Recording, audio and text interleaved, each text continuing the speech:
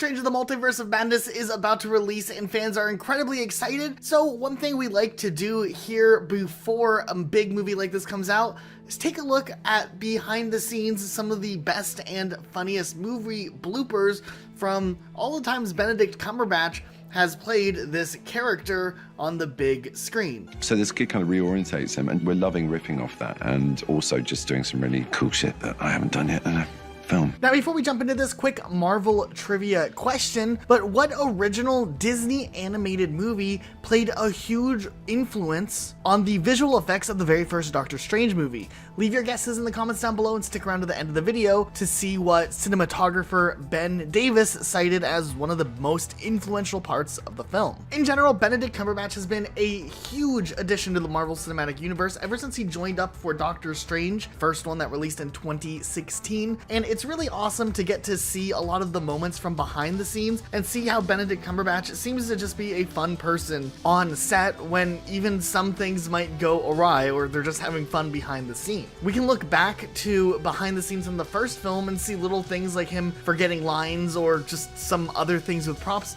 not really going as planned. Hi everyone, I hope you're enjoying this film.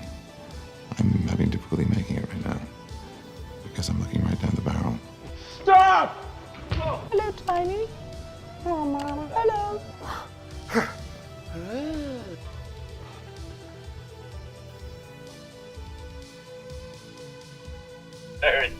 Okay, perfect guiding position. She simply is. And we are all better for it. And we are all the better for it. And we are all better for it. The mirror zone. What? No, dimension. The mirror zone. No, the parking zone. You can't park here. Fast forward to Avengers Infinity War, we know that besides the fact that these movies, Infinity War and Endgame, were filmed back to back, that this time around the cast in general were tied together and put together in groups that may not have typically gotten to work together otherwise. For instance, Benedict Cumberbatch was teamed up with the Guardians of the Galaxy, and in general, it's just really cool how they handled this giant ensemble cast. I had a bit of a bucket list. I wanted to work with Prax. I thought he'd be good fun. I've proven completely wrong on that front. He was arduous and boring and not particularly funny. Boom! What was the most fun about on-screen or off-screen making this film? On screen was just the camaraderie, just to be amongst that group of actors playing these kind of ridiculously iconic roles. To step onto the set with Spider-Man and Tom, and to step onto set with Iron Man, RDJ. I'm Dr. I'm Dr. I Can't Walk at the moment.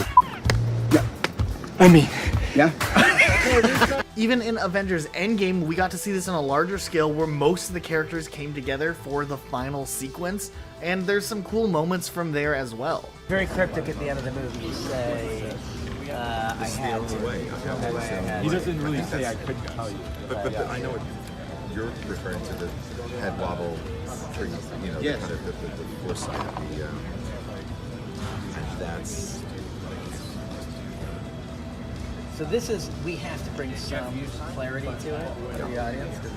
Spider-Man No Way Home actually brought Doctor Strange back into the forefront, as we hadn't seen the character in a little bit of time, and it was really refreshing to get to see him alongside Peter Parker, played by Tom Holland. But in general, with Benedict Cumberbatch playing such a major role in this film, it was really cool to see a lot of the sequences that he was involved in. Him and Parker are kind of level in the Avengers. You know, they're two very important superheroes, but sort of on a more everyday level, one's mid-40s and the other one's yet to go to college. So there's a very sort of paternal or avuncular thing that kind of kicks in with Strange. So this kid kind of reorientates him, and we're loving riffing off that, and also just doing some really cool shit that I haven't done yet in a film.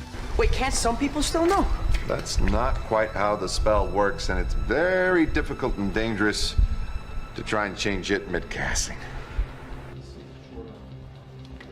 It's kind of works. Well, it's hand, and then as he turns around... To do the monthly maintenance spell to keep the seals tight. Keep the seals tight. That's right. Besides just the time that is spent on set, it's also really cool to get to see Benedict Cumberbatch talk about his history and his role as this character and just having some fun in some other types of things like interviews along the way. You ever go anywhere publicly in the costume, in the Doctor Strange? Well, yeah. Let's go and do what normal people do. Let's get a coffee. And I was with my wife and a couple of friends who came to visit on set. She went, well, there's a great cafe around the corner. I used to work there. I went, oh, great, we'll go there. There'll be a family welcome. It'll be, hey, Sophie, it's great to have you back. This is great. She meant she worked there on a computer. So I sort of walked in and went, expecting a husband of welcome. Hi, I'm Dr. Stephen Strange, master of the mystic arts. Sorry I'm late, but the traffic on the astral plane was unbelievable. It's 3:30. You were supposed to be here at 3 o'clock. I'm not paying for the last half hour. Nice to meet you, too. As far as our Marvel trivia question is concerned, cinematographer Ben Davis actually cites the Disney animated film Fantasia from 1940 as a visual influence, as it has a very psychedelic grounding and most of the work is about other dimensions, which is a really cool way to bring some sort of older art form and repurpose it in a new way or an inspiration for what we've seen in Doctor Strange. So are you guys excited for Doctor Strange in the Multiverse of Madness? Are you a fan of Benedict Cumberbatch's portrayal of this very iconic character? Let us know your thoughts in the comments down below. Be sure to subscribe for more videos like this, and we'll see you all next time with a brand new video.